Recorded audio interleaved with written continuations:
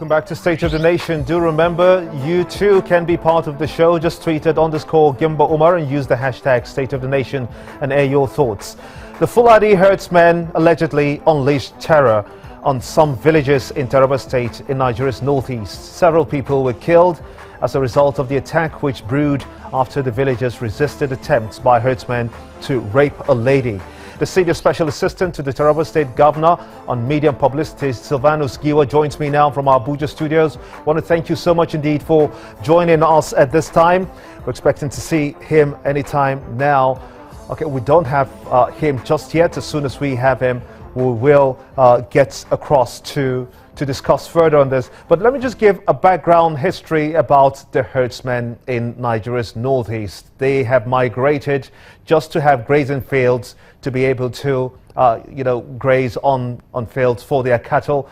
And this has brought about the migration situation for them to move from up north all the way down to the Middle Belt area through just the Plateau State capital, going down to Benue State, and also coming to as far as Edo State in some parts, and in Kogi State, for example.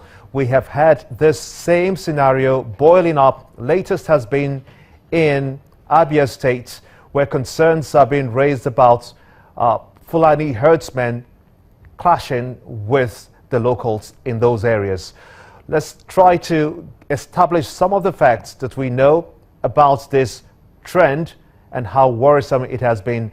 The government and the lawmakers are trying to establish a law that will provide for grazing fields in almost every state of the Federation, just so that this issue of clashes and killings by herdsmen, as alleged, can be taken care of once and for all. Let's try to establish our contact again from Abuja, where the Special Assistant to the Governor of Taraba State is standing by to join us. Silvanus Giwa, I want to thank you so much indeed for a second time for joining us on State of the Nation. Tell us very quickly, how concerned is the government of Taraba State about this trend of cattle, the cattle Fulani herdsmen carried out attacks? Yeah, thank you very much, Gimba. Let me just start with a flashback. Some 2 months ago, the executive governor of the state, I'm talking about my principal, architect Darius Dixon Ishaku, raised an alarm and concerning traditional rulers who were harboring questionable characters. And he was misinterpreted. Well, I'd like to say here that he has been vindicated now, because this crisis started in central Taraba, and that was the particular place that this crisis started, because the people there complain of Fulanis who are non-indigenous, and they're rearing their cattle there. That thing started in a farm.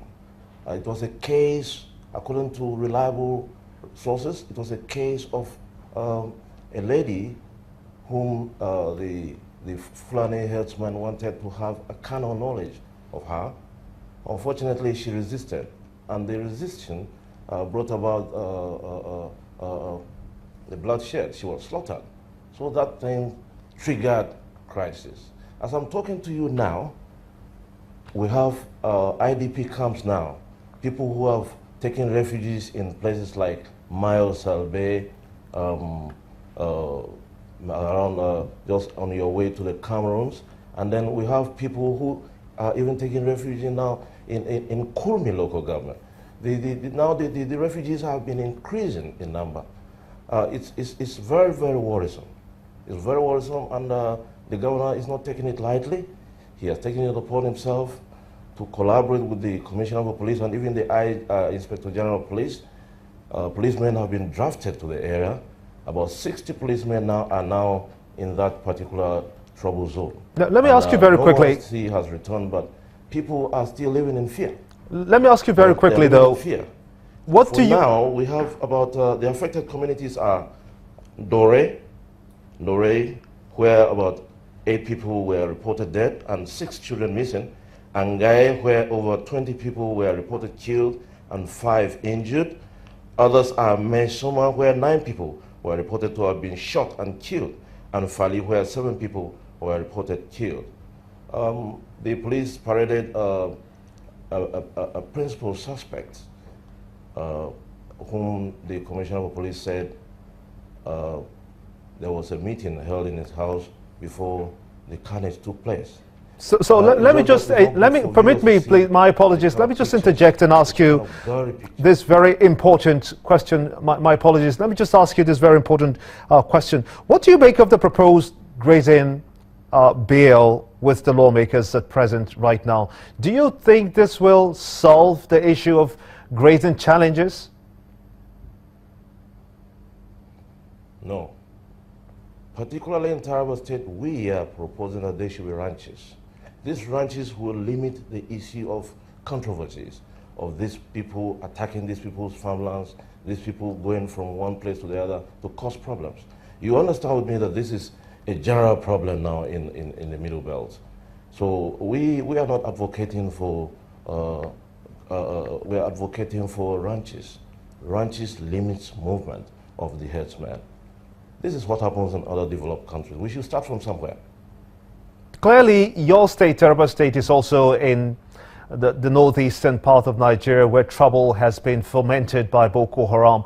Do you fear the worst, that perhaps some members of the Boko Haram sect will spill over to Taraba and create some chaos for you as well? What are your concerns? Absolutely, that is the fear. Remember, 3 months ago, the senator representing Southern Taraba, Senator Emmanuel Boacha, raised an alarm of the influx of foreigners coming, questionable characters coming into central Taraba. But people were reading religious coloration, putting religious coloration into it. They were even condemning him. Just the way they were condemning my executive governor, Darius Dixon Ishaku, called him all sorts of names because they felt he was trying to be biased religiously. And now they have all been vindicated. If you see the carnage, if you see the number of people killed in those particular places, you weep for Nigeria, you weep for Taraba State.